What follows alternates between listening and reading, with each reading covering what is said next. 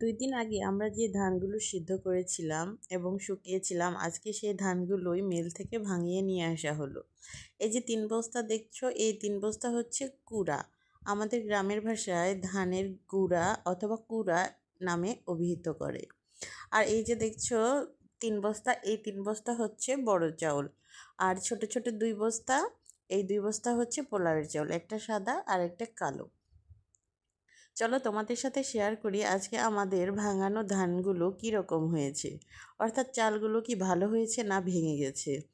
চলো আস্তে আস্তে বস্তার মুখটা খুলে দেখছি চালগুলো কেমন হয়েছে। ঠিক এই সময় বুকের ভিতরটা অনেক ধুকধুক করে। ও, ফাইনালি চালগুলো মাশাল্লাহ আমাদের ভাঙেনি, খুব সুন্দরভাবে চালগুলো শুকানো হয়েছিল। দেখছো চালগুলো কতটা সুন্দর হয়েছে।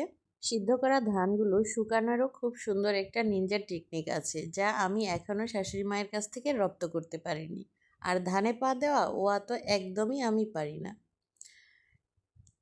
আজকের এই ছোট্ট ভিডিওটা তোমাদের কেমন লাগলো কমেন্টসে জানিও। Thanks for watching my video.